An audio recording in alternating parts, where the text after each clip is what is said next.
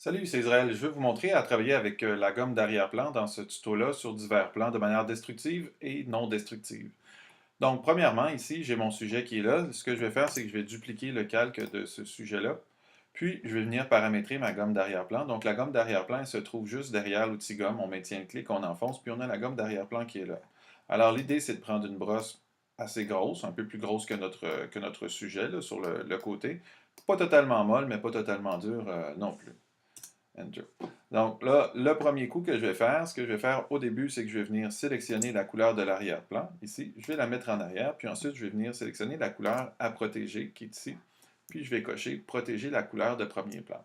Alors ça, ce que ça va me permettre de faire, c'est que là, je vais cliquer vite, vite ici, et je vais, d'un geste franc, venir effectuer un coup de brosse. Donc, dans le rayon de la brosse, c'est venu supprimer tous les cheveux qui étaient autour de ma brosse qui est ici. Et c'est venu protéger la couleur de premier plan puisque ça, c'était coché. Un petit truc lorsqu'on travaille nos sélections ici, dans notre palette d'historique, c'est de venir se faire un instantané. Donc, on a une petite caméra qui est ici, juste à côté de la poubelle. Puis là, on peut mettre notre petit pinceau d'historique ici. Ça, ce que ça va faire, c'est que lorsqu'on travaille ici, par exemple, je vais continuer à travailler sur mon sujet. Alors là, j'ai réglé ma brosse à 10 continu, ce qui fait que partout où il voit du pixel vert, il l'emploie. Mais ici, par exemple, là, dans cette zone-là, je vais faire attention parce que je vais embarquer dans mon collet où il y a du bleu qui est à peu près la même chose que ça. Donc, je peux la mettre en contigu ici, ma brosse, ou alors au contour, donc essayer un petit peu des deux. Photoshop va travailler d'une manière différente. Alors, on voit qu'au contour, il est venu préserver mon collet de manière un peu plus efficace. Il y a aussi ce mode-là. Ce que ça fait, c'est que je sélectionne une fois l'avant-plan. Et après ça, en avançant, ça vient toujours supprimer cet avant-plan-là. On voit que dans cette circonstance-là, c'est pas adéquat, mais ça peut l'être. Ça ici, j'ai pas besoin d'échantillonner avant, je fais juste avancer avec ça. Des fois, c'est mieux de cocher à supprimer la couleur de premier plan, mais dans ce cas-là, ce n'était pas un réglage là, qui était adéquat. C'était vraiment préférable de rester là, puis de rester avec cette limite-là. Une fois que j'ai fait les zones sensibles, ici, je peux utiliser cette gomme qui est la gomme magique pour venir supprimer complètement l'arrière-plan ici et quelquefois les petits voiles qui restent avec ça. Mais ça, on va revenir sur comment les supprimer. Ensuite, si je continue avec ma brosse, là où je voulais en venir aussi avec mon outil d'arrière-plan, c'est que si jamais, par exemple, je rentre à l'intérieur de mon sujet comme ça ici, puis que j'enlève un petit peu du visage ou de l'arrière-plan, bien, je peux toujours prendre ma gomme d'historique ici, ma brosse d'historique, forme d'historique ici. Et ce que ça fait, la forme d'historique, c'est que ça me permet de venir récupérer mon sujet à l'intérieur de ma brosse. Alors, par exemple, ici, ce qu'on voyait, c'est que j'avais supprimé un petit peu de mon collet qui est là, donc je peux venir en rajouter ici sur mon élément. Là, on voit qu'il y a un petit halo comme ça autour de mon sujet. Alors, on va venir peaufiner ça. Ce qu'on va faire, c'est qu'on va rendre notre sélection non destructive. Donc, on va juste cliquer sur commande-clic sur mon masque, sur mon calque que j'ai utilisé en premier, et je vais me rendre sur mon sujet. Je vais ajouter un masque sur mon sujet.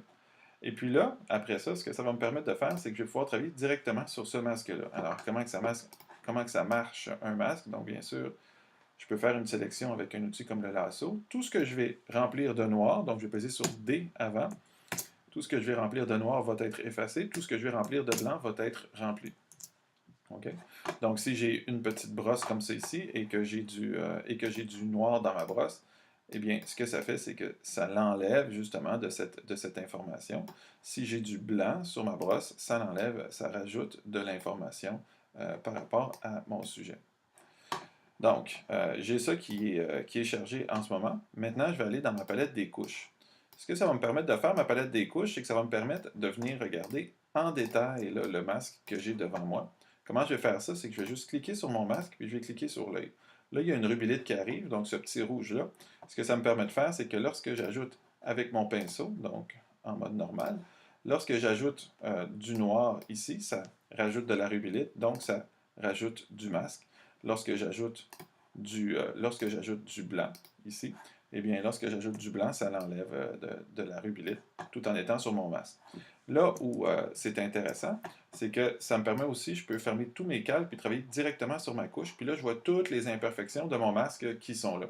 Comment je vais pouvoir améliorer ces imperfections-là?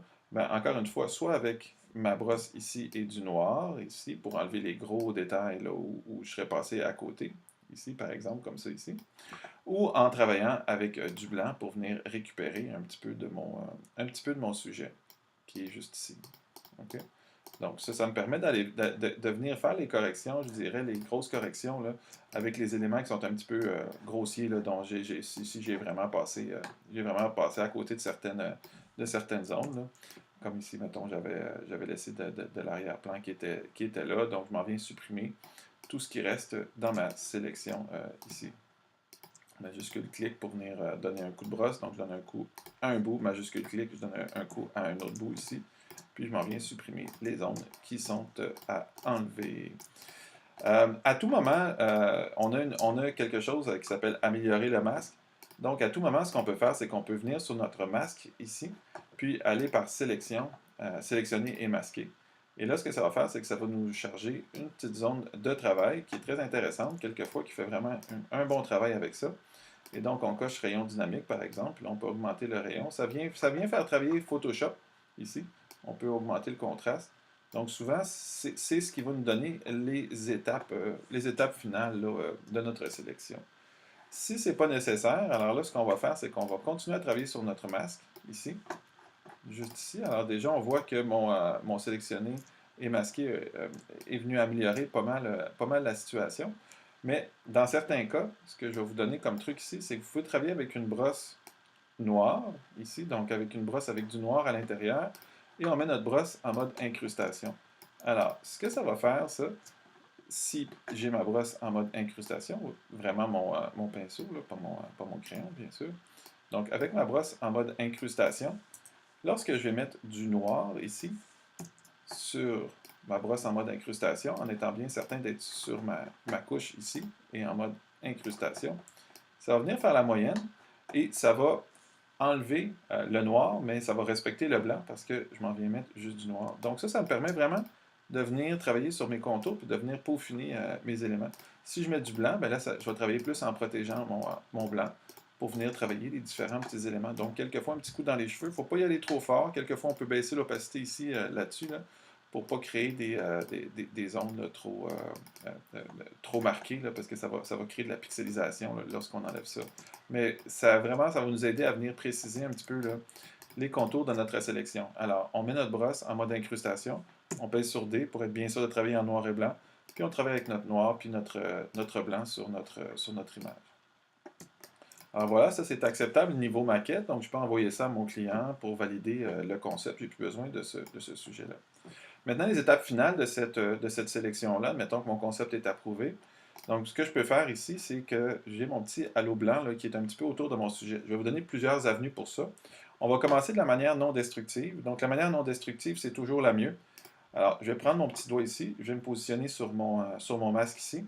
Je vais mettre une intensité qui soit pas trop forte, là, 50% ça va. Je vais me prendre une grosse brosse. Et voyez-vous ce que je vais faire? Je vais me positionner juste en périphérie de mon image ici, juste sur le côté. Puis avec mon doigt, je vais venir pousser sur le contour de mon image. Ce que ça va faire, c'est que ça va venir rentrer ma sélection à l'intérieur de mon sujet, tout en adoucissant les contours de ma sélection. Donc, c'est vraiment un mode qui va nous aider, ça, à enlever les contours blancs. Donc ça, c'est une manière de faire. OK.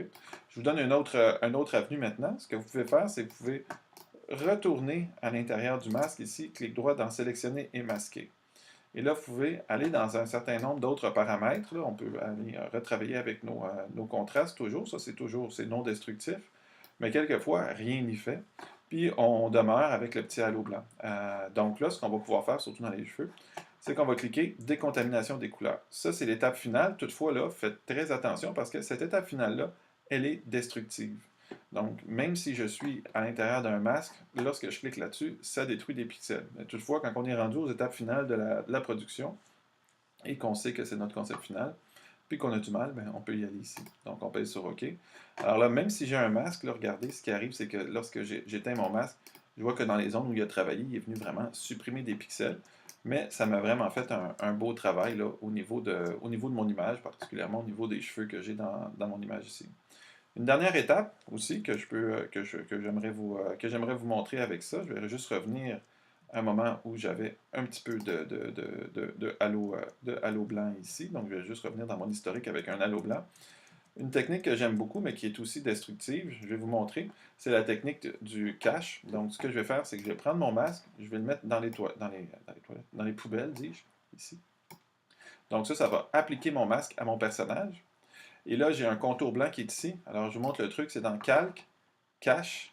Et là, c'est un des trois. Alors, par exemple, si je vais dans Supprimer la frange, clac, ce que ça va faire, c'est que c'est passé partout autour de mon sujet, sur une largeur de 1 pixel, et c'est venu supprimer cette petite frange-là, blanche qui restait, blanche ou noire.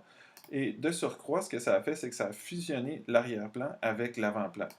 Donc, c'est une méthode pour enlever la frange qui est souvent très intéressante à la fin d'une sélection. On peut y aller soit avec supprimer la frange ici, ou quelquefois dans cache avec supprimer le cache blanc, retirer le cache blanc. Donc, ce que ça va faire, c'est que ça va analyser mon image et ça va retirer le cache blanc tout autour de mon image. Bien sûr, ça aurait été sage aussi de me garder une copie de mon calque là, avant d'opérer cette sélection-là. Donc voilà, c'est tout pour ce tuto-là. Plein de techniques, à vous de les appliquer.